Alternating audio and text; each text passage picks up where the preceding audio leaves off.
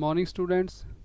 अज दे इस ट्यूटोरियल दे विच तुहाडा सारिਆਂ ਦਾ स्वागत। अज असी 9वीं जमात का सैकेंड चैप्टर MS एक्सेल भाग दूजा दे अधीन ਵੱਖ-ਵੱਖ ਜਿਹੜੇ टॉपिक ने उन्हां दे बारे असी विस्तार दे विच प्रैक्टिकल करांगे। सब तो पहलां असी ये देखांगे कि चार्ट की हुंदा ते चार्ट नूं असी किस तरीके दे नाल बना सकते हैं। सैकेंड असी डाटा टूल्स ते डाटा वैलीडेशन किस तरह असी अपनी वर्कशीट दे विच इन्हां दोनों ऑप्शन नूं यूज़ करते हैं ते किस तरह असी अपना जिहड़ा एक्सल शीट दे विच इन्हां दी वरतों असी कर सकते हैं, उन्हां दे बारे असी जानकारी हासिल करांगे। फोर्थ फ्रीज़ और अनफ्रीज़ इन्हां ऑप्शन नूं असी किस तरह एक्सल दे विच यूज़ करते हैं। और फिफ्थ हाइड अनहाइड रोज़ कालम ते शीट असी इन्हां सारे टॉपिक्स बारे प्रैक्टिकल रूप दे विच ही असी अज सारी जिहड़ी जानकारी आ वो हासिल करांगे। प्रैक्टिकल शुरू करन तो पहला मेरी एक बेनती कि तुसी चैनल नूं सबसक्राइब जरूर करो। चैनल नूं सबसक्राइब करन दा इक्को एक मनोरथ आ कि जिन्ने भी मैं एजुकेशनल कंटेंट्स रेडी करने ने ते वो तुहाडे तक जिहड़े हैगे आसानी नाल पहुँच जाणगे, उन्हां दा नोटिफिकेशन तुहानूं जिहड़ा वो समय ते मिलदा रहूगा। इस करके तुसी कोशिश करो कि सबसक्राइब करो ते तां कि जिहड़ी वध तो वध असीं जिहड़ी जानकारी आ वो एक्सल जां इस तो इलावा होर जिहड़ियां भी एप्लीकेशनस असीं करनियां ने उन्हां दे बारे तुसीं वो जानकारी हासिल कर सको। शुरू करदे हां अज दा ट्यूटोरियल। सब तो पहलां असीं ये जानकारी हासिल करांगे कि चार्ट की है। चार्ट एक अजिहा टूल है जिस राहीं डाटा नूं ग्राफिकल रूप विच दिखाया जा सकता है। एक चार्ट सानू डाटा का मतलब समझण विच मदद करता है। चार्ट की मदद नाल नंबरां विचकार तुलना अते होर वख-वख ट्रेंड दिखा सकते हाँ। चार्ट डाटा नूं ग्राफिकल रूप दे विच रिप्रजेंट करन लई असीं यूज़ करते हैं। ग्राफिकल रूप दे विच रिप्रजेंट किया होया डाटा वा जिहड़ा ओह समझण दे विच बहुत आसान हुंदा। इस करके असीं चार्ट की जिहड़ी वरतों आ ओह करते हैं। चार्ट दियां ਵੱਖ-ਵੱਖ किस्मां ने। Number 1 pie chart, number 2 column chart, number 3 line chart, number 4 bar chart, number 5 area chart ते नंबर 6 ਸਕੈਟਰ चार्ट। इन्हां ਵੱਖ-ਵੱਖ किस्मां दे नाल असीं चार्ट आ जिहड़ा ओह बना सकते हैं ते अपने डाटे नूं असीं सही तरीके दे नाल समझण दे विच असीं इहदी मदद लै सकते हैं। हुण सैकेंड असीं चार्ट नूं बनाउण बारे सिक्खांगे। चार्ट नूं बनाउण दे लई साडे कोले डाटा जिहड़ा हैगा होना बहुत जरूरी आ। इत्थे एक टेबल बनाया होया, इहनूं सिलेक्ट करो।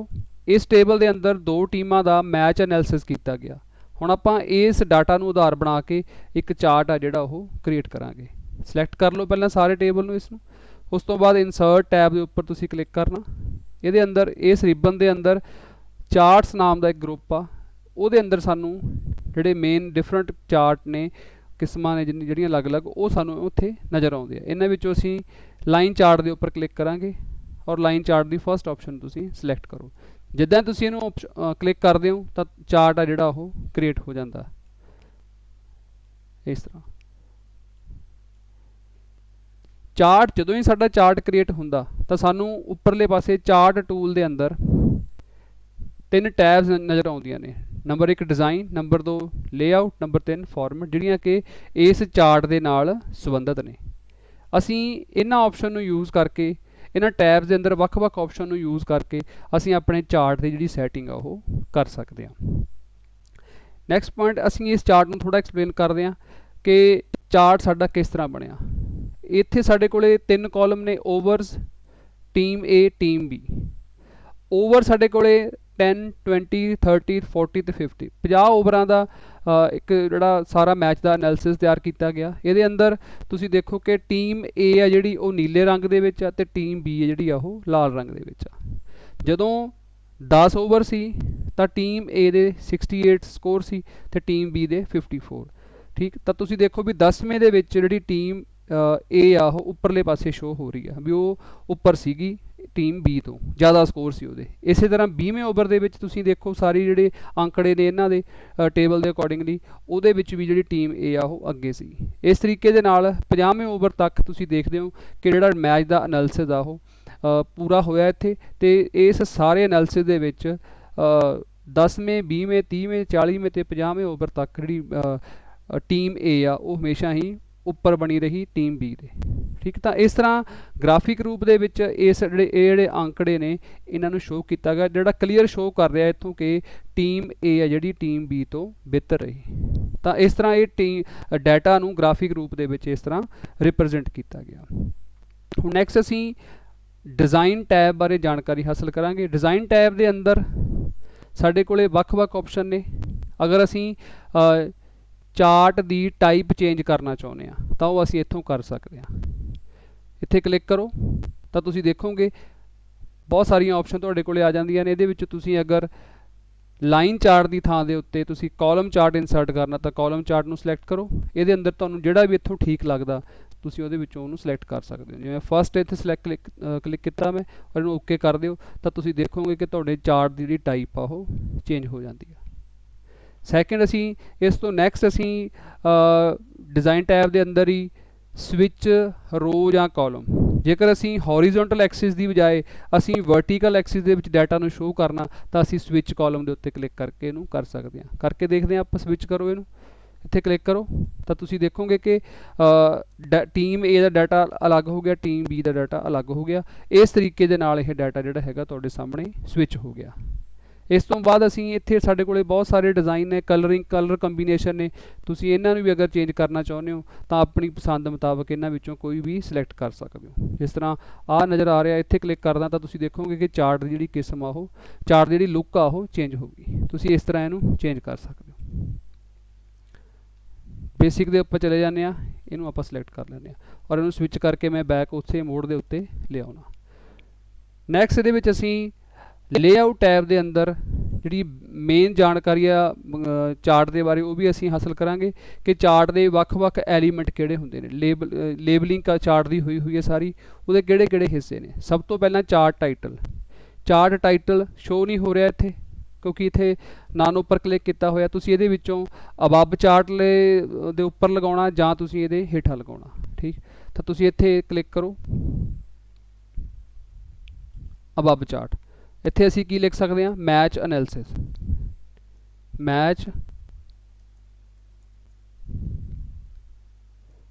ਇਹ ਚਾਰਟ ਦਾ ਟਾਈਟਲ ਹੋ ਗਿਆ। ਇੱਥੋਂ ਅਸੀਂ ਚਾਰਟ ਦਾ ਟਾਈਟਲ ਸੈੱਟ ਕਰ ਸਕਦੇ ਹਾਂ। ਨੈਕਸਟ ਅਸੀਂ ਐਕਸਿਸ ਨੇ, ਇਹਦੇ ਐਕਸਿਸ ਹੌਰੀਜ਼ੋਨਟਲ ਐਕਸਿਸ ਔਰ ਵਰਟੀਕਲ ਐਕਸਿਸ। ਇੱਧਰ ਨੂੰ ਹੌਰੀਜ਼ੋਨਟਲ ਐਕਸਿਸ, ਹੇਠਾਂ ਨੂੰ ਥੀਸ ਆਰ ਵਰਟੀਕਲ ਐਕਸਿਸ। ਇੱਥੇ ਤੁਸੀਂ ਕਿੱਥੇ ਲਗਾਉਣਾ ਚਾਹੁੰਦੇ ਹੋ? ਹੌਰੀਜ਼ੋਨਟਲ ਐਕਸਿਸ ਦੇ ਵਿੱਚ ਹੇਠਾਂ ਸ਼ੋਅ ਕਰਨਾ ਚਾਹੁੰਦੇ ਹੋ? ਕੀ ਲਿਖਣਾ ਚਾਹੁੰਦੇ ਹੋ? ਇੱਥੇ ਆਪਾਂ ਲਿਖ ਦਿੰਦੇ ਹਾਂ ਓਵਰਸ, ਤਾਂ ਕਿ ਸਾਨੂੰ ਕਲੀਅਰ ਹੋਊਗਾ ਇਸ ਤਰ੍ਹਾਂ ਓਵਰਸ। ਇੱਧਰ ਨੂੰ ਕੀ ਨੇ? ਇੱਥੇ ਵਰਟੀਕਲ ਦੇ ਵਿੱਚ ਇੱਥੇ ਕਲਿੱਕ ਕਰੋ, ਵਰਟੀਕਲ ਦੇ ਉੱਪਰ ਫਸਟ ਆਪਸ਼ਨ ਸਿਲੈਕਟ ਕਰ ਲਓ ਔਰ ਇਹਦੇ ਅੰਦਰ ਲਿਖ ਦਿਓ ਸਕੋਰਸ। ਇੱਥੇ ਕਲਿੱਕ ਕਰੋ, ਡਬਲ ਕਲਿੱਕ ਕਰੋ, ਸਿਲੈਕਟ ਕਰ ਲਓ ਸਕੋਰਸ। ਇਸ ਤਰ੍ਹਾਂ ਅਸੀਂ ਕੀ ਸੈੱਟ ਕੀਤਾ? ਇਹਦਾ ਟਾਈਟਲ ਸੈੱਟ ਕੀਤਾ ਔਰ ਇਹਦੇ ਅਸੀਂ ਐਕਸਿਸ ਸੈੱਟ ਕੀਤੇ। ਇਹਨਾਂ ਨੂੰ ਤੁਸੀਂ ਸੈੱਟ ਕਰ ਸਕਦੇ ਹੋ। Next is ਲੀਜੈਂਡਸ। ਲੀਜੈਂਡਸ ਕੀ ਨੇ? This is legend. ਇੱਥੇ ਕਲਿੱਕ ਕਰੋ ਤਾਂ ਦੇਖੋ ਜੀ ਇਹ ਲੀਜੈਂਡ ਆ। ਇਹ ਟੀਮ ਏ ਤੇ ਟੀਮ ਬੀ ਦੀਆਂ ਜਿਹੜੀਆਂ ਬਾਰਸ ਨੇ ਉਹਨਾਂ ਨੂੰ ਰਿਪਰੈਜ਼ੈਂਟ ਕਲਰ ਨੇ ਜਿਹੜੇ ਉਹਨਾਂ ਨੂੰ ਰਿਪਰੈਜ਼ੈਂਟ ਕਰਦਾ, ਜਿਹੜਾ ਉਹਨੂੰ ਅਸੀਂ ਲੀਜੈਂਡ ਕਹਿੰਦੇ ਹਾਂ। ਇਹਨਾਂ ਨੂੰ ਤੁਸੀਂ ਸੈੱਟ ਵੀ ਕਰ ਸਕਦੇ ਹੋ। ਲੀਜੈਂਡ ਨੂੰ ਤੁਸੀਂ ਕਿੱਥੇ ਅਲੱਗ-ਅਲੱਗ ਥਾਵਾਂ ਦੇ ਉੱਪਰ ਲਗਾ ਸਕਦੇ ਹੋ। ਲੀਜੈਂਡ ਟੌਪ ਤੇ ਲਗਾ ਸਕਦੇ ਹੋ, ਲੀਜੈਂਡ ਤੁਸੀਂ ਲੈਫਟ ਤੇ ਲਗਾ ਸਕਦੇ ਹੋ, ਲੀਜੈਂਡ ਤੁਸੀਂ ਬਾਟਮ, ਜਿੱਥੇ ਤੁਹਾਨੂੰ ਠੀਕ ਲੱਗਦਾ ਤੁਹਾਡੇ ਕੰਫਰਟ ਦੇ ਵਿੱਚ ਤੁਸੀਂ ਇਹਨੂੰ ਸੈੱਟ ਕਰ ਸਕਦੇ ਹੋ। ਨੈਕਸਟ ਆ ਡਾਟਾ ਲੇਬਲਸ। ਡਾਟਾ ਲੇਬਲ, ਤੁਸੀਂ ਡਾਟਾ ਦੀ ਲੇਬਲਿੰਗ ਕਰਨੀ ਆ ਤਾਂ ਤੁਸੀਂ ਸੈਂਟਰ ਦੇ ਵਿੱਚ ਕਰਨੀ ਆ, ਇਨਸਾਈਡ ਐਂਡ ਕਰਨੀ ਆ, ਬੇਸ ਕਰਨੀ ਆ, ਜਾਂ ਕਿਤੇ ਵੀ ਤੁਸੀਂ ਕਰਨੀ ਆ ਉਹ ਤੁਸੀਂ ਆਪਣੇ ਮੁਤਾਬਕ ਇਹਨੂੰ ਕਰ ਸਕਦੇ ਹੋ। ਅਸੀਂ ਸੈਂਟਰ 'ਚ ਕਰ ਦਿੰਦੇ ਆ ਤਾਂ ਤੁਸੀਂ ਦੇਖੋਗੇ ਕਿ ਇਹਨਾਂ ਬਾਰਸ ਦੇ ਵਿੱਚ ਜਿਹੜੀ ਚੇਂਜ ਆ ਉਹ ਇੱਥੇ ਚੇਂਜ ਸ਼ੋ ਹੋਊਗੀ ਤੁਹਾਨੂੰ। ਸੈਂਟਰ 'ਤੇ ਕਲਿੱਕ ਕਰੋ ਤਾਂ ਤੁਸੀਂ ਦੇਖੋ ਵੀ ਸਕੋਰ ਪਹਿਲਾਂ ਸ਼ੋ ਨਹੀਂ ਹੋ ਰਹੇ ਸੀ ਇਹਨਾਂ ਬਾਰ ਦੇ ਵਿੱਚ, ਪਰ ਜਦੋਂ ਅਸੀਂ ਇੱਥੇ ਕਲਿੱਕ ਕੀਤਾ ਤਾਂ ਬਾਰ ਦੇ ਅੰਦਰ ਸਾਨੂੰ ਸਕੋਰ ਵੀ ਜਿਹੜੇ ਹੈਗੇ ਆ ਉਹ ਸ਼ੋ ਹੋਣ ਲੱਗ ਜਾਂਦੇ ਆ। ਇਸ ਤਰ੍ਹਾਂ ਦੇ ਇਸ ਤੋਂ ਬਾਅਦ ਨੈਕਸਟ ਡਾਟਾ ਲੇਬਲਸ ਹੋ ਗਏ। ਨੈਕਸਟ ਫਿਰ ਡਾਟਾ ਟੇਬਲ। ਅਗਰ ਤੁਸੀਂ ਡਾਟਾ ਟੇਬਲ ਨਾਲ ਸ਼ੋਅ ਕਰਨਾ ਹੇਠਾਂ ਤਾਂ ਤੁਸੀਂ ਉਹ ਵੀ ਸਿਲੈਕਟ ਕਰ ਸਕਦੇ ਹੋ, ਅਦਰਵਾਈਜ਼ ਤੁਸੀਂ ਉਹਨੂੰ ਹਟਾ ਵੀ ਸਕਦੇ ਹੋ। ਸਿਲੈਕਟ ਕਰੋ ਤਾਂ ਨਾਲ ਦੀ ਨਾਲ ਹੀ ਇੱਥੇ ਡਾਟਾ ਦਾ ਜਿਹੜਾ ਟੇਬਲ ਦੇ ਰੂਪ ਦੇ ਵਿੱਚ ਡਾਟਾ ਨਾਲ ਹੀ ਸ਼ੋਅ ਹੋਣ ਲੱਗ ਗਿਆ। ਅਗਰ ਨਹੀਂ ਚਾਹੁੰਦੇ ਤਾਂ ਇੱਥੇ ਨਨ 'ਤੇ ਕਲਿੱਕ ਤੁਸੀਂ ਕਰ ਸਕਦੇ ਹੋ। Next grid lines. Grid lines ਦੇ ਅੰਦਰ ਤੁਸੀਂ ਆਹ ਗ੍ਰਿਡ ਲਾਈਨਾਂ ਲੱਗੀਆਂ ਹੋਈਆਂ ਨੇ ਇੱਥੇ, ਤੁਸੀਂ ਅਗਰ ਇਹਨਾਂ ਨੂੰ ਹਟਾਉਣਾ ਚਾਹੁੰਦੇ ਹੋ ਜਾਂ ਲਗਾਉਣਾ ਚਾਹੁੰਦੇ ਹੋ, ਮੇਜਰ ਗ੍ਰਿਡ ਲਾਈਨਸ ਕਲਿੱਕ ਕਰੋ। ਹੌਰੀਜ਼ੌਂਟਲ ਔਰ ਵਰਟੀਕਲ ਦੋ ਤਰ੍ਹਾਂ ਲਾ ਸਕਦੇ ਹਾਂ ਆਪਾਂ। ਇਹਦੇ ਵਿੱਚ ਮਾਈਨਰ ਗ੍ਰਿਡ ਲਾਈਨਸ ਬਹੁਤ ਬਰੀਕ ਲਾਈਆਂ ਜਾ ਸਕਦੀਆਂ ਨੇ, ਜਾਂ ਫਿਰ ਇਹਦੇ ਅੰਦਰ ਤੁਸੀਂ ਮੇਜਰ ਐਂਡ ਮਾਈਨਰ ਦੋਨੋਂ ਲਗਾ ਸਕਦੇ ਹੋ। ਇਸੇ ਤਰ੍ਹਾਂ ਤੁਸੀਂ ਵਰਟੀਕਲ ਦੇ ਅੰਦਰ ਜਾ ਕੇ ਤੁਸੀਂ ਵਰਟੀਕਲ ਵੀ ਇਸ ਤਰ੍ਹਾਂ ਮੇਜਰ ਐਂਡ ਮਾਈਨਰ ਦੋਨੋਂ ਲਗਾ ਸਕਦੇ ਹੋ। ਤਾਂ ਤੁਸੀਂ ਦੇਖੋਗੇ ਕਿ ਚਾਰਟ ਦੇ ਅੰਦਰ ਗ੍ਰਿਡ ਲਾਈਨਸ ਜਿਹੜੀਆਂ ਹੈਗੀਆਂ ਨੇ ਉਹ ਜਿੱਦਾਂ ਦੀ ਅਸੀਂ ਸੈਟਿੰਗ ਦਿੱਤੀ ਉਹ ਅਪੀਅਰ ਹੋ ਜਾਂਦੀਆਂ ਨੇ। ਔਰ ਇਸ ਤੋਂ ਬਾਅਦ plot area show plot area, ਔਰ ਨਨ ਕਰੋਗੇ ਤਾਂ ਪਲਾਟ ਏਰੀਆ ਬੈਕ ਤੇ ਜਿਹੜਾ ਹੈਗਾ ਉਹ ਹਟ ਗਿਆ। ਠੀਕ, ਤਾਂ ਇਸ ਤਰ੍ਹਾਂ ਅਸੀਂ ਜਿਹੜਾ ਲੇਆਊਟ ਆ ਇਹਦਾ ਸਾਰਾ ਲੇਆਊਟ ਉਹਨੂੰ ਅਸੀਂ ਸੈੱਟ ਕਰ ਸਕਦੇ ਹਾਂ। ਇਸ ਤੋਂ ਬਾਅਦ ਇਹਦੇ ਅੰਦਰ ਥੋੜ੍ਹੇ ਹਿੱਸੇ ਨੇ ਇਹਦੇ ਹੋਰ, ਜਿਵੇਂ ਇਹ ਚਾਰਟ ਏਰੀਆ, ਠੀਕ, ਇਹ ਪਲਾਟ ਏਰੀਆ, ਇਹਦੇ ਅੰਦਰ ਗ੍ਰਿਡ ਲਾਈਨਸ ਦਾ ਪਲਾਟ ਏਰੀਆ ਇਹ ਸਾਰਾ, ਇਹ ਵਰਟੀਕਲ, ਇਹ ਹੌਰੀਜ਼ੌਂਟਲ ਐਕਸਿਸ, ਇਹ ਵਰਟੀਕਲ ਐਕਸਿਸ ਨੇ ਸਾਰੀਆਂ। ਤਾਂ ਇਹ ਸਾਰੇ ਜਿਹੜੇ ਮਿਲ ਕੇ ਇਹ ਡਾਟਾ ਨੂੰ ਜਿਹੜਾ ਹੈਗਾ ਗ੍ਰਾਫਿਕ ਰੂਪ ਦੇ ਵਿੱਚ ਰਿਪਰੈਜ਼ੈਂਟ ਕਰਦੇ ਆ ਤੇ ਡਾਟਾ ਨੂੰ ਸਮਝਣ ਦੇ ਵਿੱਚ ਸਾਡੀ ਜਿਹੜੀ ਹੈਲਪ ਕਰਦੇ ਆ। ਇਸ ਤੋਂ ਬਾਅਦ ਅਗਰ ਅਸੀਂ ਇਹਦੀ ਫਾਰਮੈਟਿੰਗ ਕਰਨੀ ਹੈ ਤਾਂ ਫਾਰਮੈਟ ਟੈਬ ਤੇ ਚਲੇ ਜਾਂਦੇ ਹਾਂ ਅਸੀਂ। ਇਹਦੇ ਅੰਦਰ ਅਸੀਂ ਅਲੱਗ-ਅਲੱਗ ਤਰ੍ਹਾਂ ਦੇ ਕਲਰ ਕੰਬੀਨੇਸ਼ਨ ਅਗਰ ਚਾਰਟ ਦੇ ਲਈ ਚੁਣਨੇ ਆ ਤਾਂ ਅਸੀਂ ਉਹ ਵੀ ਚੁਣ ਸਕਦੇ ਹਾਂ। ਇੱਥੋਂ ਫਾਰਮੈਟ ਜਾਓ, ਫਾਰਮੈਟ ਦੇ ਅੰਦਰ ਤੁਸੀਂ ਇਸ ਤਰ੍ਹਾਂ ਦਾ ਚਾਰਟ ਚਾਹੁੰਦੇ ਆ ਜਾਂ ਸਾਰੇ, ਤੇ ਇਹਨੂੰ ਸਿਲੈਕਟ ਕਰੋ। ਇਹਨੂੰ ਚੇਂਜ ਕਰਨਾ ਤੁਸੀਂ ਆਪਣੇ ਅਕੋਰਡਿੰਗਲੀ, ਚਾਰਟ ਨੂੰ ਕਿਸ ਤਰ੍ਹਾਂ ਦਾ ਤੁਸੀਂ ਰੂਪ ਦੇਣਾ ਚਾਹੁੰਦੇ ਹੋ ਉਹ ਤੁਸੀਂ ਇਹਦੀ ਸੈਟਿੰਗ ਸਾਰੀ ਜਿਹੜੀ ਹੈਗੀ ਆ ਉਹ ਫਾਰਮੈਟ ਦੇ ਅੰਦਰ ਕਰ ਸਕਦੇ ਹੋ। ਸ਼ੇਪ ਫਿਲ ਤੁਸੀਂ ਕਰਨਾ, ਸ਼ੇਪ ਫਿਲ ਤੁਸੀਂ ਕਿੱਦਾਂ ਦੀ ਕਰਨੀ ਆ, ਤੁਸੀਂ ਉਹ ਕੱਲੀ ਸ਼ੇਪ ਫਿਲ ਇੱਥੋਂ ਚੇਂਜ ਕਰ ਸਕਦੇ ਹੋ ਇਸ ਤਰੀਕੇ ਦੇ ਨਾਲ। ਇਹਦੀ ਸ਼ੇਪ ਦੀ ਆਊਟਲਾਈਨ ਤੁਸੀਂ ਹੋਰ ਕਲਰ ਦੀ ਦੇਣੀ ਆ, ਰੈੱਡ ਕਲਰ ਦੀ ਦੇਣੀ ਆ, ਤਾਂ ਤੁਸੀਂ ਦੇਖੋ ਵੀ ਚੇਂਜਸ ਤੁਸੀਂ ਇਹ ਸਾਰੀਆਂ ਕਰ ਸਕਦੇ ਹੋ। ਆਪਣੇ ਅਕੋਰਡਿੰਗਲੀ ਤੁਸੀਂ ਚੇਂਜ ਕਰ ਸਕਦੇ ਹੋ। ਟੈਕਸਟ ਦੇ ਤੁਸੀਂ ਫਿਲ ਦੇਣੇ ਆ, ਟੈਕਸਟ ਤੁਸੀਂ ਕਿੱਦਾਂ ਦਾ ਸ਼ੋਅ ਕਰਨਾ ਉਹ ਤੁਸੀਂ ਸਾਰਾ ਇੱਥੋਂ ਚੇਂਜ ਕਰ ਸਕਦੇ ਹੋ ਇਸ ਤਰੀਕੇ ਦੇ ਨਾਲ। ਰੈੱਡ ਕਰਨਾ ਰੈੱਡ ਕਰ ਲਓ ਇੱਥੋਂ, ਜਾਂ ਹੋਰ ਕਲਰ ਕੰਬੀਨੇਸ਼ਨ ਦੇ ਅਕੋਰਡਿੰਗਲੀ ਤੁਸੀਂ ਚੇਂਜ ਕਰਨਾ ਤੁਸੀਂ ਉਹਨੂੰ ਚੇਂਜ ਕਰ ਸਕਦੇ ਹੋ। This is all about chart. ਤੁਸੀਂ ਇੱਥੋਂ ਚਾਰਟ ਆ ਜਿਹੜਾ ਬੜੀ ਆਸਾਨੀ ਦੇ ਨਾਲ ਇਸ ਤਰੀਕੇ ਦੇ ਨਾਲ ਕ੍ਰੀਏਟ ਕਰ ਸਕਦੇ ਹੋ। ਨੈਕਸਟ ਟੌਪਿਕ ਸਾਡਾ ਡਾਟਾ ਟੂਲਸ। ਡਾਟਾ ਟੂਲਸ ਕੀ ਹੁੰਦੇ ਨੇ? ਡਾਟਾ ਟੂਲਸ ਮਾਈਕਰੋਸਾਫਟ ਐਕਸਲ ਵਿੱਚ ਡਾਟਾ ਟੂਲ ਸਧਾਰਨ ਟੂਲ ਹਨ ਜਿਨ੍ਹਾਂ ਦੀ ਵਰਤੋਂ ਨਾਲ ਡਾਟਾ ਨੂੰ ਆਸਾਨੀ ਨਾਲ ਬਦਲਿਆ ਜਾ ਸਕਦਾ। ਇੱਕ ਵਾਰ ਫਿਰ ਪੜ੍ਹਦੇ ਹਾਂ ਆਪਾਂ। ਡਾਟਾ ਟੂਲਸ ਮਾਈਕਰੋਸਾਫਟ ਐਕਸਲ ਵਿੱਚ ਡਾਟਾ ਟੂਲਸ ਸਧਾਰਨ ਟੂਲਸ ਹਨ ਜਿਨ੍ਹਾਂ ਦੀ ਵਰਤੋਂ ਨਾਲ ਡਾਟਾ ਨੂੰ ਆਸਾਨੀ ਨਾਲ ਬਦਲਿਆ ਜਾ ਸਕਦਾ ਹੈ। ਹੁਣ ਡਾਟਾ ਨੂੰ ਆਸਾਨੀ ਨਾਲ ਬਦਲਣਾ ਸਾਡੀ ਕੋਈ ਨਾ ਕੋਈ ਲੋੜ ਹੋ ਸਕਦੀ ਆ, ਠੀਕ, ਤਾਂ ਉਹ ਲੋੜ ਨੂੰ ਅਸੀਂ ਪੂਰਾ ਕਰਨ ਲਈ ਡਾਟਾ ਨੂੰ ਅਸੀਂ ਬਦਲ ਸਕਦੇ ਹਾਂ। ਉਹਦੇ ਲਈ ਸਾਨੂੰ ਡਾਟਾ ਟੂਲਸ ਦੀ ਹੈਲਪ ਲੈਣੀ ਪੈਂਦੀ ਆ। ਹੁਣ ਇੱਥੇ ਮੇਰੇ ਕੋਲੇ ਇੱਕ ਮੈਂ ਡਾਟਾ ਫੀਡ ਕੀਤਾ। ਇਸ ਡਾਟਾ ਦੇ ਵਿੱਚ ਰਵੀ ਕੁਮਾਰ, ਰੰਜਨ ਸ਼ਰਮਾ, ਕਪਿਲ ਕੁਮਾਰ, ਇਹ ਅਲੱਗ-ਅਲੱਗ ਨਾਮ ਨੇ।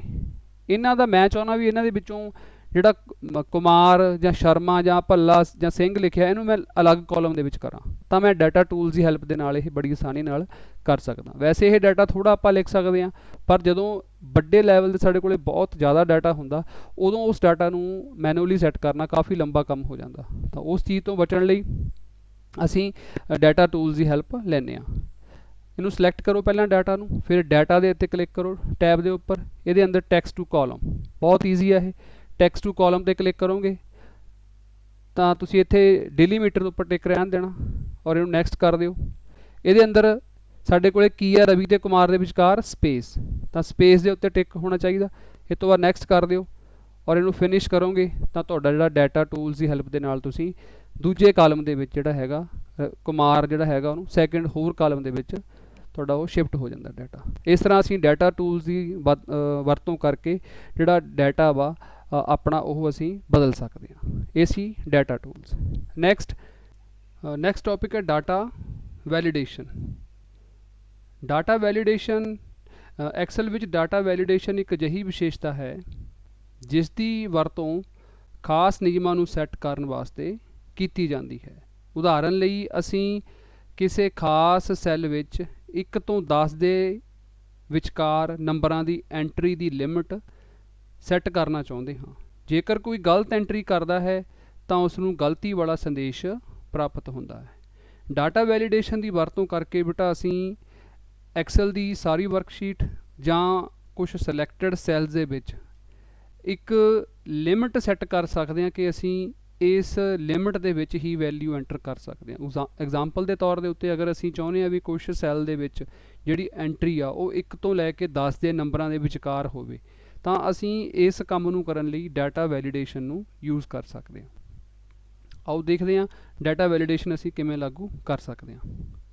ਡਾਟਾ ਵੈਲੀਡੇਸ਼ਨ ਲਾਗੂ ਕਰਨ ਲਈ ਇੱਕ ਕਸਟਮਰ ਫੀਡਬੈਕ ਦਾ ਇੱਕ ਫਾਰਮੈਟ ਤਿਆਰ ਕੀਤਾ। ਇਹਦੇ ਅੰਦਰ ਕੁਝ ਕੁਐਸਚਨਸ ਨੇ, ਇਹਨਾਂ ਦੇ ਵਿੱਚ ਉਹਦੀ ਰੇਟਿੰਗ ਕਰਨੀ ਆ। ਇਹਨਾਂ ਸੈੱਲ ਦੇ ਵਿੱਚ ਅਸੀਂ ਰੇਟਿੰਗ ਦੇ ਲਈ ਰੇਂਜ ਕੀ ਰੱਖੀ ਹੋਈ ਆ, 1 ਤੋਂ ਲੈ ਕੇ 10 ਨੰਬਰਾਂ ਦੀ। ਇਹ ਅਸੀਂ ਕਿਸ ਤਰ੍ਹਾਂ ਸੈੱਟ ਕਰ ਸਕਦੇ ਹਾਂ, ਇਹਨਾਂ ਨੂੰ ਪਹਿਲਾਂ ਸਿਲੈਕਟ ਕਰੋ।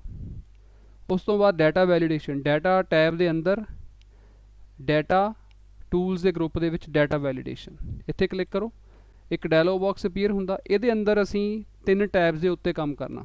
ਫਸਟ ਹੈ ਇਹਦੀ ਸੈਟਿੰਗ, ਸੈਕਿੰਡ ਇਨਪੁਟ ਮੈਸੇਜ ਕੀ ਆਵੇ, ਫਿਰ ਐਰਰ ਅਲਰਟ ਕੀ ਆਵੇ, ਇਹ ਅਸੀਂ ਸ਼ੋਅ ਕਰਨਾ। ਸੈਟਿੰਗ ਦੇ ਅੰਦਰ ਅਸੀਂ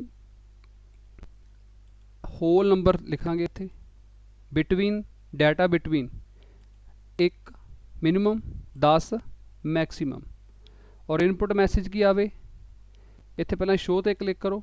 ਟਾਈਟਲ ਕੀ ਆਵੇ, ਟਾਈਟਲ ਅਸੀਂ ਇਨਪੁਟ ਵੈਲਿਊ ਕੋਈ ਵੀ ਲਿਖ ਸਕਦੇ ਆ। ਮੈਸੇਜ ਆਪਾਂ ਇਨਪੁਟ ਵੈਲਿਊ ਮੈਂ ਲਿਖ ਦਿੰਦਾ, ਇੱਥੇ ਲਿਖੋ please enter number between 1 to 10। ਔਰ ਥਰਡ ਟੈਬ ਐਰਰ ਅਲਰਟ, ਇੱਥੇ ਕਲਿੱਕ ਕਰੋ ਔਰ ਇੱਥੇ ਰੋਂਗ ਇਨਪੁਟ, ਔਰ ਇੱਥੇ ਲਿਖ ਦਿਓ please enter number between 1 to 10। ਇਹ ਤਿੰਨਾਂ ਟੈਬ ਦੀ ਸੈਟਿੰਗ ਤੋਂ ਬਾਅਦ ਅਸੀਂ ਓਕੇ ਤੇ ਕਲਿੱਕ ਕਰਦੇ ਹਾਂ। ਉਸ ਤੋਂ ਬਾਅਦ ਅਸੀਂ ਇਹਦੇ ਵਿੱਚ ਆਪਣਾ ਕੰਮ ਕਰਕੇ ਦੇਖਦੇ ਹਾਂ। ਇਨਪੁਟ ਜਦੋਂ ਅਸੀਂ ਇਹਦੇ 'ਤੇ ਕਲਿੱਕ ਕਰਾਂਗੇ ਕਿਸੇ ਸੈੱਲ ਦੇ ਵਿੱਚ ਜਿਨ੍ਹਾਂ 'ਤੇ ਅਸੀਂ ਲਗਾਇਆ, ਤਾਂ ਸਾਨੂੰ ਇੱਕ ਮੈਸੇਜ ਆਊਗਾ ਇਨਪੁਟ ਵੈਲਿਊ ਕੀ ਆ, please enter number between 1 to 10। ਜੇ ਅਸੀਂ ਕਿਸੇ ਹੋਰ ਸੈੱਲ 'ਤੇ ਕਲਿੱਕ ਕਰਦੇ ਹਾਂ ਦੈਨ ਨਹੀਂ ਆਊਗਾ। ਕਿਉਂ? ਕਿਉਂਕਿ ਅਸੀਂ ਉਹਨਾਂ 'ਤੇ ਇਹ ਵੈਲੀਡੇਸ਼ਨ ਲਗਾਈ ਨਹੀਂ। ਹੁਣ ਅਸੀਂ ਇਹਨਾਂ ਵਿੱਚ ਐਂਟਰੀ ਕਰਕੇ ਦੇਖਦੇ ਹਾਂ। ਮੈਂ 1 ਐਂਟਰ ਕੀਤਾ, ਇਹਨੇ ਅਸੈਪਟ ਕਰ ਲਿਆ। ਮੈਂ 10 ਐਂਟਰ ਕੀਤਾ, ਅਸੈਪਟ ਹੋ ਗਿਆ। ਹੁਣ ਨੈਕਸਟ ਮੈਂ ਇਸ ਰੇਂਜ ਤੋਂ ਬਾਹਰ ਜਾ ਕੇ ਐਂਟਰੀ ਕਰਕੇ ਦੇਖਦਾ ਵੀ ਕੀ ਇਹ ਵਰਕ ਕਰ ਰਿਹਾ। ਮੈਂ ਇੱਥੇ 11 ਐਂਟਰ ਕੀਤਾ ਤੇ ਇੱਕ ਐਰਰ ਮੈਸੇਜ ਸ਼ੋ ਹੋ ਗਿਆ, ਰੋਂਗ ਇਨਪੁਟ ਕੀ ਆ, please enter number between 1 to 10। ਤੁਸੀਂ ਕੈਂਸਲ ਕਰੋਗੇ ਤਾਂ ਇਹ ਵੈਲਿਊ ਅਰੇਜ਼ ਹੋ ਜੂਗੀ, ਜੇ ਰੀਟਰਾਈ ਕਰੋਗੇ ਤਾਂ ਫਿਰ ਤੁਸੀਂ ਉਸੇ ਸੈੱਲ ਦੇ ਉੱਤੇ ਦੁਬਾਰਾ ਐਂਟਰੀ ਕਰਨ ਲਈ ਪਹੁੰਚੋਗੇ। ਆਪਾਂ ਇਹਨੂੰ ਰੀਟਰਾਈ ਕਰਦੇ ਹਾਂ। ਮੈਂ ਇੱਥੇ ਲਿਖ ਦਿੰਦਾ ਹੁਣ 9, ਉਸ ਰੇਂਜ ਦੇ ਅੰਦਰ ਆ। ਮੈਂ ਐਂਟਰ ਪ੍ਰੈਸ ਕਰਦਾ ਤਾਂ ਉਹ ਅਸੈਪਟ ਕਰ ਗਿਆ। ਫਿਰ ਮੈਂ 0 ਲਿਖ ਕੇ ਦੇਖਦਾ, 0 ਦੇ ਉੱਤੇ ਵੀ ਉਹੀ ਸੇਮ ਹੋਇਆ, please enter number between 1 to 10। ਸੋ ਇਸ ਤਰੀਕੇ ਇਹਨੂੰ ਤੁਸੀਂ ਹੁਣ ਇੱਥੇ ਕੈਂਸਲ ਕਰੋ ਤੇ ਇੱਥੇ ਰੇਂਜ ਦਾ ਨੰਬਰ ਐਂਟਰ ਕਰੋ ਤੇ ਇਹਨੂੰ ਓਕੇ ਕਰ ਲਓ। ਤੇ ਇਸ ਤਰੀਕੇ ਦੇ ਨਾਲ ਅਸੀਂ ਜਿਹੜੀ ਡਾਟਾ ਵੈਲੀਡੇਸ਼ਨ ਆ ਉਹ ਲਗਾ ਸਕਦੇ ਹਾਂ। ਤੇ ਰੋਂਗ ਇਨਪੁਟ ਅਗਰ ਅਸੀਂ ਰੋਕਣੀ ਚਾਹੁੰਦੇ ਹਾਂ ਜਾਂ ਅਸੀਂ ਇੱਕ ਰੇਂਜ ਦੇ ਵਿੱਚ ਕੋਈ ਵੈਲਿਊ ਐਂਟਰੀ ਕਰਨੀ ਚਾਹੁੰਦੇ ਹਾਂ ਤਾਂ ਅਸੀਂ ਡਾਟਾ ਵੈਲੀਡੇਸ਼ਨ ਨੂੰ ਯੂਜ਼ ਕਰਕੇ ਕਰ ਸਕਦੇ ਹਾਂ। ਉਮੀਦ ਕਰਦਾ ਕਿ ਤੁਹਾਨੂੰ ਇਹ ਡਾਟਾ ਵੈਲੀਡੇਸ਼ਨ ਜਿਹੜੀ ਹੈਗੀ ਆ ਉਹ ਕਲੀਅਰ ਹੋ ਗਈ ਹੋਵੇਗੀ। Next freeze. ਨੈਕਸਟ ਸਾਡੇ ਕੋਲ 2 ਟੌਪਿਕ ਨੇ, ਫਰੀਜ਼ ਔਰ ਹਾਈਡ। ਫਰੀਜ਼ ਔਰ ਅਨਫਰੀਜ਼ 2 ਟੌਪਿਕ ਨੇ ਇਕੱਠੇ, ਔਰ ਹਾਈਡ ਔਰ ਅਨਹਾਈਡ। ਸਭ ਤੋਂ ਪਹਿਲਾਂ ਅਸੀਂ ਪੜ੍ਹਦੇ ਹਾਂ ਫਰੀਜ਼ ਕੀ ਹੈ। ਫਰੀਜ਼ ਤੋਂ ਭਾਵ ਹੈ ਕਿਸੇ ਆਬਜੈਕਟ ਨੂੰ ਸਥਿਰ ਕਰਨਾ। ਐਕਸਲ ਵਿੱਚ ਫਰੀਜ਼ ਕਰਨ ਤੋਂ ਭਾਵ ਹੈ ਕਿ ਆਪਣੀ ਵਰਕਸ਼ੀਟ ਤੇ ਰੋ ਕਾਲਮ ਨੂੰ ਸਥਿਰ ਕਰਨਾ ਤਾਂ ਜੋ ਵਰਕਸ਼ੀਟ ਨੂੰ ਸਕਰੋਲ ਕਰਦੇ ਸਮੇਂ ਇਹ ਫਿਕਸ ਰਹਿਣ। ਹੁਣ ਜਦੋਂ ਸਾਡੇ ਕੋਲੇ ਬਹੁਤ ਡਾਟਾ ਹੋ ਜਾਂਦਾ ਤਾਂ ਉਦੋਂ ਅਸੀਂ ਉੱਪਰਲੇ ਜਿਹੜੇ ਰੋ ਆ ਜਿਹਦੇ ਵਿੱਚ ਸਾਡੇ ਹੈਡਿੰਗ ਲਿਖੇ ਹੁੰਦੇ ਆ, ਐਗਜ਼ਾਮਪਲ ਦੇ ਤੌਰ ਦੇ ਉੱਤੇ ਅਸੀਂ ਬੱਚਿਆਂ ਦਾ ਰਿਕਾਰਡ ਭਰ ਰਹੇ ਹਾਂ ਤਾਂ student name, roll number, father name, admission number, date of birth, ਔਰ ਥੱਲੇ 400-500 ਬੱਚੇ ਦਾ ਰਿਕਾਰਡ ਆ ਜਾਂ 100-200-300 ਬੱਚੇ ਦਾ ਰਿਕਾਰਡ ਆ ਜਿਹੜਾ ਕਿ ਇੱਕ ਪੇਜ ਦੇ ਉੱਤੇ ਨਜ਼ਰ ਨਹੀਂ ਆ ਸਕਦਾ। ਤਾਂ ਉੱਥੇ ਅਸੀਂ ਜਦੋਂ ਸਕਰੋਲਿੰਗ ਕਰਦੇ ਹਾਂ ਤਾਂ ਉਹ ਕਾਲਮ ਵੀ ਨਾਲ ਉੱਪਰ ਚਲੇ ਜਾਂਦੇ ਆ, ਪਰ ਅਸੀਂ ਚਾਹੁੰਦੇ ਹਾਂ ਕਿ ਉਹ ਸਥਿਰ ਰਹਿਣ ਉੱਥੇ, ਤਾਂ ਉੱਥੇ ਅਸੀਂ ਉਹਨਾਂ ਨੂੰ ਫਰੀਜ਼ ਕਰਕੇ ਸੈੱਟ ਕਰ ਸਕਦੇ ਹਾਂ। Second is hide. ਜੇਕਰ ਅਸੀਂ ਆਪਣੀ ਵਰਕਸ਼ੀਟ ਦੇ ਡਾਟਾ ਨੂੰ ਕਿਸੇ ਅਣਅਧਿਕਾਰਤ ਵਿਅਕਤੀ ਵੱਲੋਂ ਦੁਰਵਰਤੋਂ ਤੋਂ ਬਚਾਉਣਾ ਚਾਹੁੰਦੇ ਹਾਂ ਤਾਂ ਅਸੀਂ ਰੋ ਕਾਲਮ ਨੂੰ ਹਾਈਡ ਵਿਕਲਪ ਦੀ ਵਰਤੋਂ ਕਰਕੇ ਛੁਪਾ ਸਕਦੇ ਹਾਂ। ਹਾਈਡ ਕਰਨਾ ਮਤਲਬ ਛੁਪਾਉਣਾ, ਲੁਕਾਉਣਾ, ਵੀ ਉਹਨੂੰ ਕੋਈ ਦੇਖ ਨਾ ਸਕੇ, ਜਾਂ ਅਸੀਂ ਕਿਸੇ ਹੋਰ ਮਕਸਦ ਦੇ ਨਾਲ ਵੀ ਉਹਨੂੰ ਹਾਈਡ ਕਰ ਸਕਦੇ ਹਾਂ। ਔਰ ਇਹਦੀ ਸੈਕਿੰਡ ਆਪਸ਼ਨ ਅਨਹਾਈਡ, ਵੀ ਹਾਈਡ ਕੀਤੇ ਨੂੰ ਅਸੀਂ ਦੁਬਾਰਾ ਤੋਂ ਸ਼ੋਅ ਕਰਾਉਣਾ ਤਾਂ ਅਸੀਂ ਉਹਨੂੰ ਅਨਹਾਈਡ ਕਰ ਲੈਂਦੇ ਹਾਂ। ਸੋ ਆਓ ਦੇਖਦੇ ਹਾਂ ਹੁਣ ਆਪਾਂ ਵੀ ਫਰੀਜ਼ ਔਰ ਹਾਈਡ ਇਹ ਅਸੀਂ ਕਿਸ ਤਰ੍ਹਾਂ ਯੂਜ਼ ਕਰਦੇ ਹਾਂ। ਮੇਰੇ ਕੋਲ ਇੱਕ ਟੇਬਲ ਬਣਾਇਆ ਹੋਇਆ ਰਫ, ਇਹਦੇ ਵਿੱਚ ਬਹੁਤ ਸਾਰਾ ਡਾਟਾ ਭਰਿਆ ਹੋਇਆ। ਇਹਦੇ ਅੰਦਰ ਅਸੀਂ ਫਰੀਜ਼, ਅਨਫਰੀਜ਼ ਪੇਨਸ ਔਰ hide and unhide rows and column ਨੂੰ ਕਿਸ ਤਰ੍ਹਾਂ ਅਸੀਂ ਕਰਨਾ ਉਹ ਅਸੀਂ ਸਿੱਖਾਂਗੇ। ਸਭ ਤੋਂ ਪਹਿਲਾਂ ਫਰੀਜ਼। ਫਰੀਜ਼ ਦੇ ਲਈ ਤੁਸੀਂ ਵਿਊ ਤੇ ਕਲਿੱਕ ਕਰਨਾ। ਇਹਦੇ ਅੰਦਰ ਫਰੀਜ਼ ਸਾਨੂੰ ਆਪਸ਼ਨ ਮਿਲਦੀ ਹੈ ਇੱਥੇ ਵਿੰਡੋ ਦੇ ਅੰਦਰ, ਵਿੰਡੋ ਕੰਟਰੋਲ ਦੇ ਅੰਦਰ। ਇਹਦੇ ਵਿੱਚ ਸਾਡੇ ਕੋਲ 3 ਆਪਸ਼ਨ ਨੇ, ਫਰੀਜ਼ ਪੇਨਸ, ਫਰੀਜ਼ ਟੌਪ ਰੋਜ਼ ਔਰ ਫਰੀਜ਼ ਫਸਟ ਕਾਲਮ। ਅਸੀਂ ਫਸਟ ਆਪਸ਼ਨ ਨੂੰ ਯੂਜ਼ ਕਰਕੇ ਦੇਖਦੇ ਹਾਂ। ਮੈਂ ਇੱਥੇ ਕਲਿੱਕ ਕਰਦਾ ਤਾਂ ਤੁਸੀਂ ਦੇਖੋ ਕਿ ਜਦੋਂ ਮੈਂ ਸਕਰੋਲਿੰਗ ਕਰਦਾ ਤਾਂ ਉਹ ਇਸ ਜਗ੍ਹਾ ਦੇ ਉੱਤੋਂ ਸਕਰੋਲਿੰਗ ਸਟਾਰਟ ਹੋ ਗਈ ਇੱਥੋਂ। ਠੀਕ, ਮੈਂ ਇਹਨੂੰ ਇੱਕ ਵਾਰੀ ਅਨਫਰੀਜ਼ ਕਰਦਾ ਔਰ ਮੈਂ ਨੈਕਸਟ ਇੱਥੋਂ ਚਾਹੁੰਦਾ ਮੈਂ ਇੱਥੇ ਕਲਿੱਕ ਕਰਦਾ ਔਰ ਮੈਂ ਇੱਥੇ ਫਰੀਜ਼ ਕਰ ਦਿੰਦਾ ਤਾਂ ਤੁਸੀਂ ਦੇਖੋ ਕਿ ਡਾਟਾ ਇੱਥੋਂ ਫਰੀਜ਼ ਹੋ ਗਿਆ ਸਾਰਾ, ਤੇ ਬਾਕੀ ਦੇ ਜਿਹੜੇ ਡਾਟਾ ਉੱਪਰ ਸਕਰੋਲ ਹੋ ਰਿਹਾ ਸਾਰਾ, ਪਰ ਉਹ ਸਟਿਲ ਹੋ ਗਏ ਸਾਰੇ ਉਹ। ਠੀਕ, ਅਦਰ ਆਪਸ਼ਨਸ ਨੇ ਇਹਦੀਆਂ ਫਰੀਜ਼ ਦੀਆਂ। ਟੌਪ ਰੋ ਨੂੰ ਤੁਸੀਂ ਕਰ ਸਕਦੇ ਹੋ, ਟੌਪ ਰੋ ਸਾਨੂੰ ਨਹੀਂ ਚਾਹੀਦੀ ਹੈਗੀ, ਇਹ ਨਹੀਂ ਚਾਹੀਦੀ ਸਾਨੂੰ, ਇਹ ਵੀ ਨਾਲ ਚਾਹੀਦੀ ਆ, ਇਸ ਕਰਕੇ ਅਸੀਂ ਇਸ ਆਪਸ਼ਨ ਨੂੰ ਇੱਥੇ ਨਹੀਂ ਯੂਜ਼ ਕਰ ਸਕਦੇ। ਜੇ ਹੈਡਿੰਗ ਨਹੀਂ ਲਿਖਿਆ ਤੇ ਆਹ ਕੱਲਾ ਉੱਪਰਲੇ ਪਾਸੇ ਆ ਇਹ ਰੋ ਸਾਰੀ ਜਿਹਦੇ 'ਚ ਸੀਰੀਅਲ ਨੰਬਰ ਸਟੂਡੈਂਟ ਨੇਮ ਲਿਖਿਆ, ਫਿਰ ਤੁਸੀਂ ਇਸ ਆਪਸ਼ਨ ਨੂੰ ਯੂਜ਼ ਕਰ ਸਕਦੇ ਹੋ। ਇਸੇ ਤਰ੍ਹਾਂ ਫਸਟ ਕਾਲਮ ਨੂੰ ਤੁਸੀਂ ਕਰਨਾ, ਫਸਟ ਕਾਲਮ ਤੇ ਕਲਿੱਕ ਕਰੋ, ਫਿਰ ਇਹ ਹਟ ਜੂ, ਕੱਲੀ ਕਾਲਮ ਰਹਿ ਜੂਗੀ। ਠੀਕ, ਇਸ ਤਰੀਕੇ ਦੇ ਨਾਲ ਅਸੀਂ ਇਹਦਾ ਹੱਲ ਸਾਡੇ ਕੋਲ ਇਹੀ ਆ ਕਿ ਅਸੀਂ ਸਟੂਡੈਂਟ ਨੇਮ ਰਹਿਣਾ ਚਾਹੁੰਦਾ ਸਾਨੂੰ ਚਾਹੀਦਾ, ਆ ਵੀ ਰਹਿਣਾ ਚਾਹੀਦਾ ਤੇ ਇਹ ਵੀ ਸਾਨੂੰ ਚਾਹੀਦੀ ਆ। ਤਾਂ ਇਹਦੇ ਲਈ ਅਸੀਂ ਪਹਿਲਾਂ ਇਹਨੂੰ ਅਨਫਰੀਜ਼ ਕਰੋ ਸਾਰੇ ਨੂੰ, ਔਰ ਅਸੀਂ ਇਸ ਸੈੱਲ ਦੇ ਉੱਤੇ ਕਲਿੱਕ ਕਰਾਂਗੇ ਔਰ ਇਹ ਤੋਂ ਬਾਅਦ ਫਰੀਜ਼ ਦੇ ਅੰਦਰ ਜਾ ਕੇ ਮੈਂ ਫਰੀਜ਼ ਪੇਨ ਦੇ ਉੱਤੇ ਕਲਿੱਕ ਕਰੂੰਗਾ। ਤਾਂ ਤੁਸੀਂ ਹੁਣ ਦੇਖੋ ਮੈਂ ਟੌਪ ਦੇ ਵੀ ਫਰੀਜ਼ ਕਰ ਰਿਹਾ, ਜੇ ਮੈਂ ਇੱਧਰੋਂ ਲੈਫਟ ਟੂ ਰਾਈਟ ਨੂੰ ਇੱਧਰ ਨੂੰ ਫਰੀਜ਼ ਕਰਦਾ ਤਾਂ ਵੀ ਤੁਸੀਂ ਦੇਖੋ ਕਿ ਸਟੂਡੈਂਟ ਨੇਮ ਤੱਕ ਉਹ ਰਹਿ ਗਿਆ। ਸੋ ਇਸ ਤਰੀਕੇ ਦੇ ਨਾਲ ਅਸੀਂ ਜਿਹੜਾ ਫਰੀਜ਼ ਔਰ ਅਨਫਰੀਜ਼ ਜਿਹੜਾ ਹੈਗਾ ਇਹਨੂੰ ਅਸੀਂ ਯੂਜ਼ ਕਰ ਸਕਦੇ ਹਾਂ। ਅਗਰ ਅਸੀਂ ਇਹਨੂੰ ਸਾਰੀ ਫਰੀਜ਼ਿੰਗ ਨੂੰ ਹਟਾਉਣਾ ਵਾ ਤਾਂ ਅਸੀਂ ਅਨਫਰੀਜ਼ ਦੇ ਉੱਤੇ ਕਲਿੱਕ ਕਰਾਂਗੇ ਤੇ ਸਾਡਾ ਡਾਟਾ ਜਿਹੜਾ ਹੈਗਾ ਐਜ਼ ਇਟ ਇਜ਼ ਨਾਰਮਲ ਹੋ ਜਾਂਦਾ। ਸੋ ਇਸ ਤਰੀਕੇ ਦੇ ਨਾਲ ਅਸੀਂ ਫਰੀਜ਼ ਔਰ ਅਨਫਰੀਜ਼ ਆ ਜਿਹੜਾ ਉਹਨੂੰ ਯੂਜ਼ ਕਰ ਸਕਦੇ ਹਾਂ। ਨੈਕਸਟ ਅਸੀਂ ਹਾਈਡ ਜਾਂ ਅਨਹਾਈਡ ਰੋ ਜਾਂ ਕਾਲਮ, ਇਹਨਾਂ ਰੋ ਜਾਂ ਕਾਲਮ ਨੂੰ ਅਸੀਂ ਹਾਈਡ ਔਰ ਅਨਹਾਈਡ ਕਰਨਾ ਵਾ, ਉਹ ਅਸੀਂ ਕਿਸ ਤਰ੍ਹਾਂ ਕਰਾਂਗੇ ਉਹ ਅਸੀਂ ਸਿੱਖਾਂਗੇ। ਜਿਸ ਕਾਲਮ ਨੂੰ ਹਾਈਡ ਕਰਨਾ ਚਾਹੁੰਦੇ ਉਹਨੂੰ ਸਿਲੈਕਟ ਕਰੋ, ਉਹਦੇ ਉੱਤੇ ਰਾਈਟ ਕਲਿੱਕ ਕਰੋ ਔਰ ਉੱਥੇ ਹਾਈਡ ਆਪਸ਼ਨ ਆ ਉਹਨੂੰ ਸਿਲੈਕਟ ਕਰੋ, ਕਾਲਮ ਹਾਈਡ ਹੋ ਗਈ। ਇਸੇ ਤਰੀਕੇ ਤੁਸੀਂ ਇਹਨੂੰ ਅਨਹਾਈਡ ਕਰਨਾ, ਸਿਲੈਕਟ ਕਰੋ ਦੋਨਾਂ ਨੂੰ ਜਿਹਨਾਂ ਦੇ ਵਿਚਕਾਰ ਹਾਈਡ ਕੀਤੀ ਹੋਈ ਕਾਲਮ ਔਰ ਉਹਨੂੰ ਅਨਹਾਈਡ ਕਰ ਦਿਓ ਤਾਂ ਦੁਬਾਰਾ ਸ਼ੋ ਹੋਣ ਲੱਗ ਜਾਂਦੀ ਹੈ। ਇਸੇ ਤਰੀਕੇ ਤੁਸੀਂ ਐਗਜ਼ਾਮਪਲ ਦੇ ਤੌਰ ਦੇ ਉੱਤੇ ਇਸ 4 ਨੰਬਰ ਰੋ ਨੂੰ ਜਿਹਦੇ ਵਿੱਚ ਸੈਕਿੰਡ ਸੀਰੀਅਲ ਨੰਬਰ ਦਾ ਰਿਕਾਰਡ ਆ ਤਾਂ ਇਹਨੂੰ ਤੁਸੀਂ ਹਾਈਡ ਕਰਨਾ ਹੈ, ਸਿਲੈਕਟ ਕਰੋ, ਰਾਈਟ ਕਲਿੱਕ ਕਰੋ, ਹਾਈਡ। ਅਨਹਾਈਡ ਕਰਨਾ ਵਾ ਇਹਨਾਂ ਦੋ ਨੂੰ, ਤਿੰਨਾਂ ਨੂੰ ਜਾਂ ਦੋ ਨੂੰ ਸਿਲੈਕਟ ਕਰੋ ਔਰ ਇਹਨੂੰ ਅਨਹਾਈਡ ਕਰ ਦਿਓ, ਤੁਸੀਂ ਦੇਖੋਗੇ ਕਿ ਅਨਹਾਈਡ ਹੋ ਜਾਂਦੀ ਹੈ।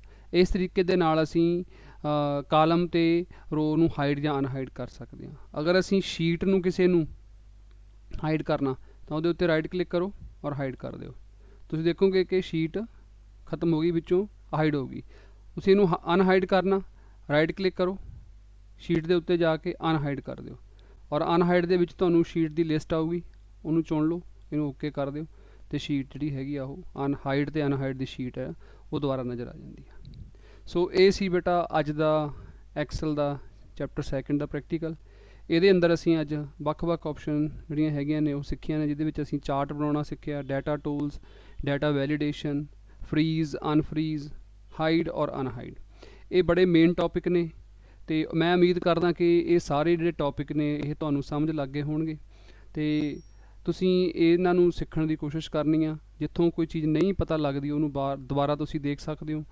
ਅਗਰ ਇਸ ਤੋਂ ਇਲਾਵਾ ਤੁਸੀਂ ਹੋਰ ਵੀ ਜਿਹੜੀ ਜਾਣਕਾਰੀ ਆ ਐਕਸਲ ਦੇ ਬਾਰੇ ਹਾਸਲ ਕਰਨੀ ਚਾਹੁੰਦੇ ਹੋ ਤਾਂ ਤੁਸੀਂ ਕਮੈਂਟ ਕਰਕੇ ਉਹ ਹਾਸਲ ਕਰ ਸਕਦੇ ਹੋ ਵਿੱਚੋਂ ਇਸ ਵੀਡੀਓ ਦੇ। ਤੇ ਉਮੀਦ ਕਰਦਾ ਕਿ ਤੁਸੀਂ ਇਹਨਾਂ ਸਾਰੀਆਂ ਵੀਡੀਓਜ਼ ਨੂੰ ਚੰਗੀ ਤਰ੍ਹਾਂ ਦੇਖੋਗੇ। Thank you very much.